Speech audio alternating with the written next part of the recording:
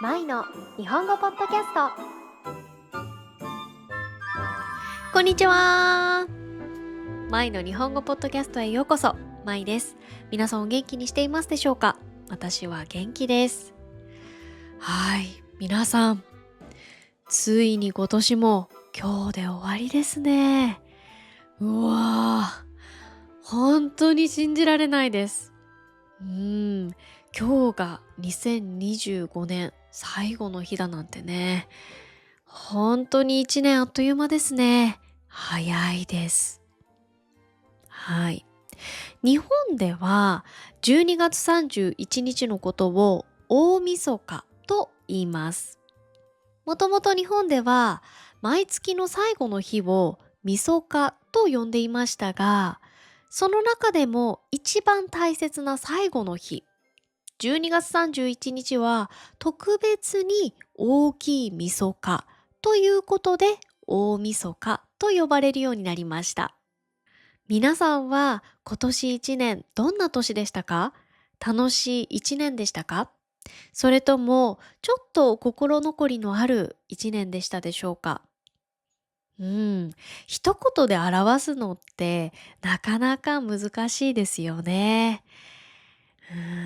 考えてみると楽しいことや少し残念なこと、もしかしたら悲しいこともあったかもしれません。私はいろいろなことがありましたね。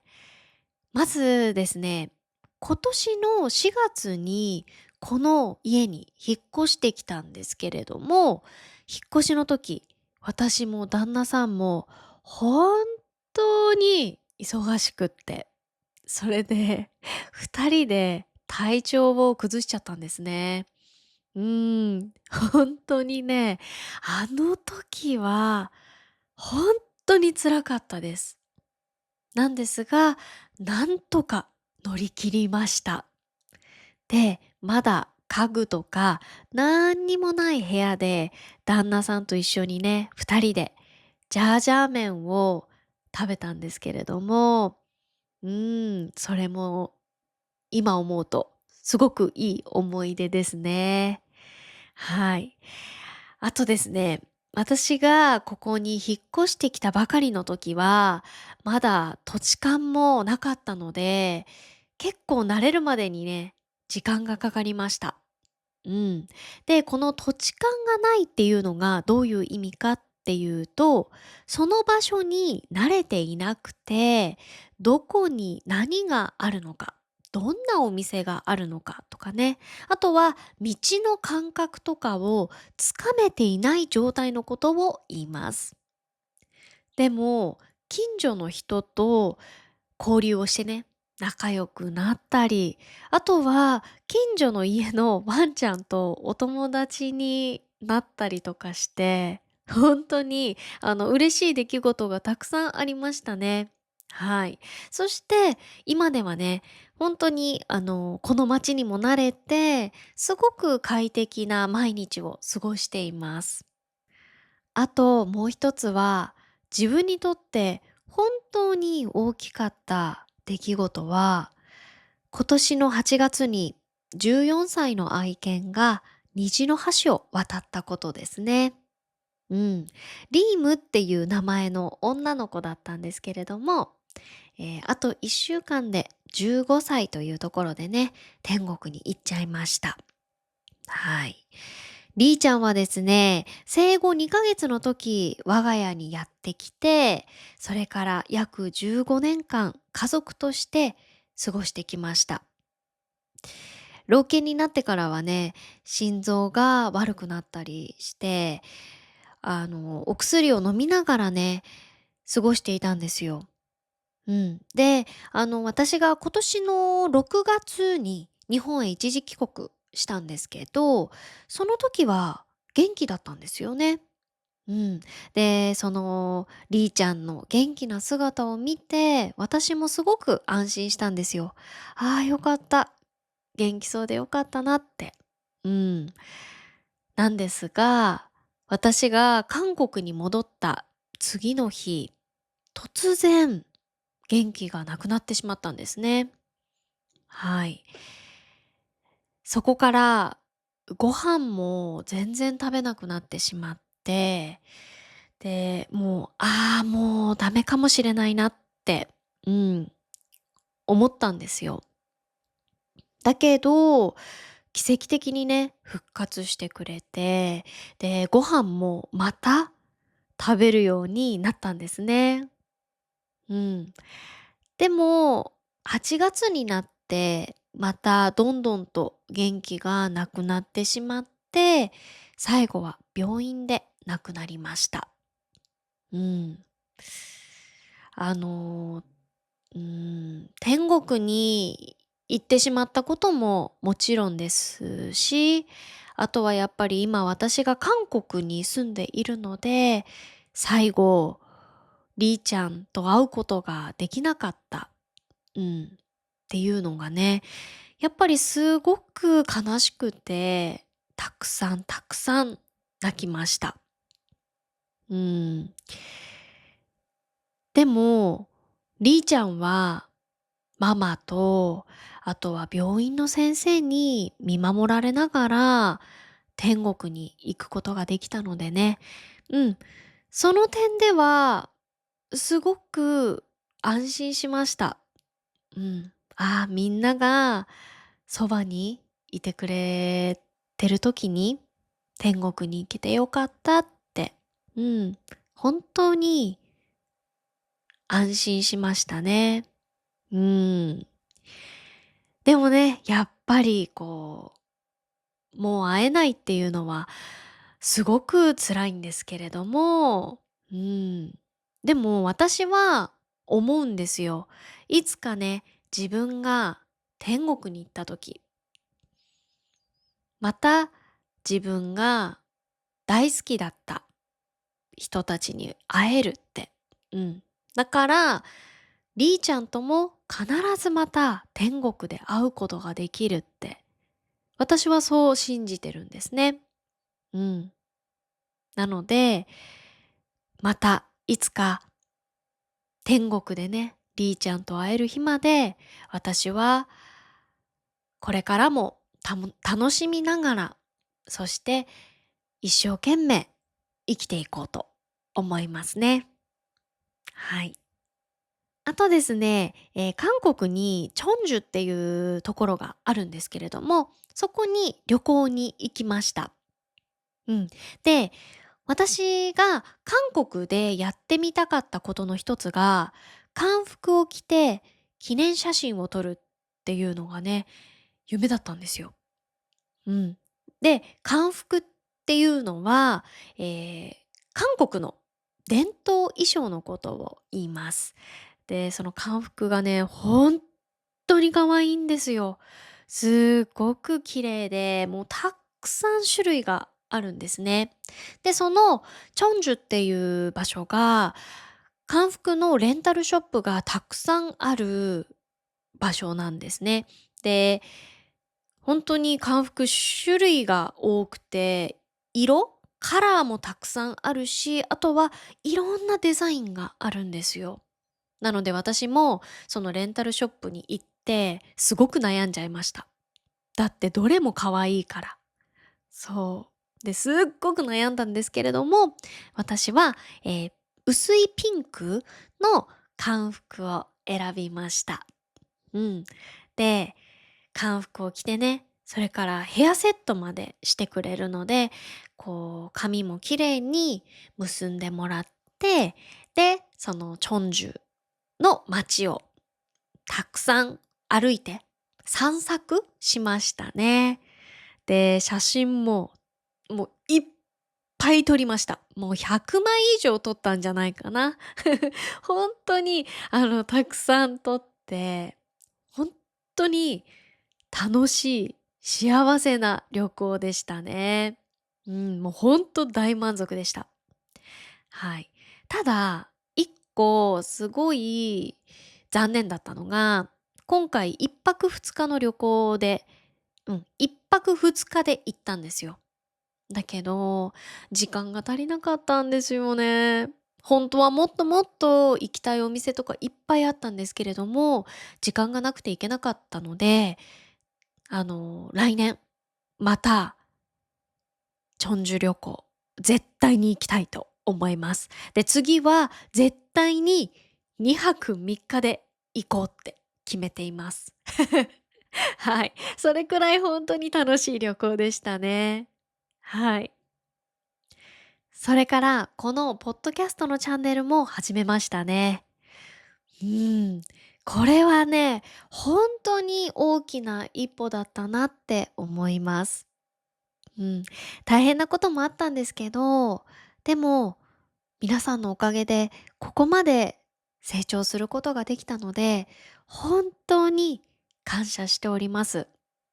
うん。いつも皆さん、このポッドキャストを聞いてくださって、本当にありがとうございます。これからもですね、楽しいポッドキャストを作っていけるように、日々頑張っていきますので、ぜひぜひ、これからも聞いてくださると嬉しいです。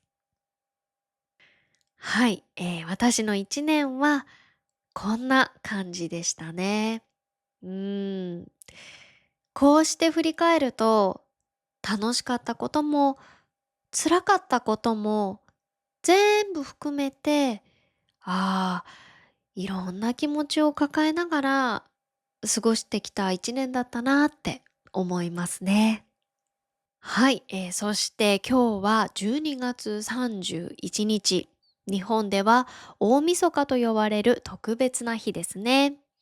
うん、12月31日の日本はどんな雰囲気かっていうと、まずはスーパー。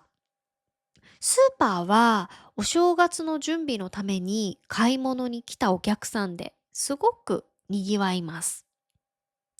で、おせち料理っていう特別な料理を日本ではね、お正月の日に食べるんですけれども、おせちだったりとか、あとはその他にお正月に食べる料理に使う食材が、この年末になると一気に高騰するんですよ。そう。で、この高騰っていうのが何かっていうと、値段が急に大きく上がることを言います。うん。あれ何なんだろうっていっつも不思議なんですけれども、普段の日だったら全然高くない食材とかも、もう年末になると本当に何倍もの値段で売られるんですよ。そう。だからもう日本人はみんな年末になると食材が高騰するっていうの分かっているので、もう前もってもっと早く買っておくっていう人たちもね、たくさんいます。それから年越しそばを食べます。うん。え、なんで12月31日にちにそばを食べるのって思う人もね、いるかなと思うんですけれども、理由はいくつかあります。まず一つ目は、長く生きられるようにっていう願いを込めて食べるんですね。うん。で、そばって、こう見た目がすごく細くて長いじゃないですか。なので、その形から長生きできますようにっていう願いを込めて年越しそばを食べるんですね。はい。あと、二つ目は、悪いことを切るためなんです。そう、そばって結構簡単に切れる麺なんですよね。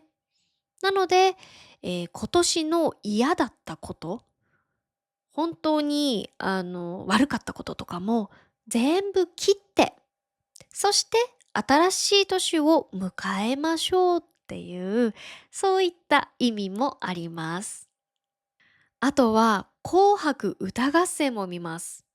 うん。この紅白歌合戦っていうのは、毎年12月31日の夜に NHK というテレビ局で放送される日本でとても有名な音楽番組ですね。で、この紅白歌合戦がどんな番組かっていうと、歌手たちが赤組と白組に分かれるんですね。で、この赤組は、女性チーム。白組は男性チームなんですけれども、この赤と白で分かれるんです。そして歌をそれぞれ披露します。うん。で、どちらのチームのパフォーマンスが良かったかっていうのを視聴者やあとは審査員たちが投票して勝ち負けを決めるっていうね、そういった番組です。で、紅白歌合戦が始まると、家族が自然とテレビの前に集まるんですね。うん。普段はそれぞれの部屋にいるのに、なんかこの日だけは、もう紅白歌合戦が始まると、みんなリビングに集まってくるんです。で、久しぶりに登場する歌手とかも、紅白歌合戦に出ることがあるんですけれども、そうするとね、家族で、あれ、この歌手、まだ活動してたんだ。なんてね、そんな話をしながら、紅白歌合戦を家族みんなで見るんですね。でも実は、日本ではもう一つ、年末の定番番組があります。それが、絶対に笑ってはいけない24時です。これはダウンタウンのガキの使いあらへんでという番組の大晦日スペシャル企画ですね。うん。で、このガキの使いあらへんでというのを短くして、略してガキ使と呼びます。これはお笑い番組なんですけれども、出演者たちがある場所に集められて、例えば病院とか学校とか、あとは会社とかですね。そういったところに集められて、で、24時間の間、笑ってはいけないというルールの中、過ごすんですね。うん。で、もし笑ってしまったら、お尻を思いっきり叩かれるっていう罰ゲームがあります。で、何がそんなに面白いかっていうと、急に本当に突然面白い人が出てきたりだとか、あとはびっくりするような仕掛けがあったり、それからやっぱりみんな出演者たちは絶対笑っちゃいけないので、みんな笑わないように我慢するんですよね。で、その笑いをこらえてる姿とかね、うん、本当に面白いんですよ、それが。なので、そういった様子を見るのが面白くって、たくさんの人に愛された番組なんです。うん。で、私も本当にこの番組が大好きで、毎年年末はガキ使を見ていましたね。残念なことに最近は放送されていないんですけど、でも、大晦日といえば、紅白よりガキ使でしょっていう人はね、今でもたくさんいます。で、ガキ使は毎年夜中の12時20分頃まで放送されていました。そして、紅白歌合戦は毎年だいたい夜11時45分頃まで放送されます。で、紅白歌合戦が終わると、今度は除夜の鐘を鳴らしている映像に切り替わります。で、この除夜の鐘っていうのが何かっていうと、12月31日の夜にお寺で鳴らす鐘のことを言います。日本では年が変わる前にお寺で鐘を鳴らして、そして1年の終わりを静かに迎えるという習慣があります。で、除夜の鐘は108回鳴らします。108回ってすごい多いですよね。うん。で、なんで108回鳴らすのかっていうと、これは人が持っている108個の煩悩を一つずつ消すという意味があります。で、この煩悩っていうのが何かっていうと、心を悩ませる感情や欲望のことを言いますね。なので、例えば、怒りだったり、あとは嫉妬、妬み、それから欲張る気持ちとかね。うん。あとはイライラ、不安、こういった感情のことですね。除夜の鐘にはそういった悪いことをリセットして気持ちよく新しい年を迎えようという意味が込められています。で、12月31日のだいたい夜11時頃から鳴らし始めて、そして、年が明ける頃に108回目が鳴り終わるそうです。うん。で、この除夜の鐘を聞くと、ああ、もう今年も終わりなんだなーって、新しい一年が始まるんだなーって感じたりだとか、あとはその音がすごくなんか癒されるんですよね。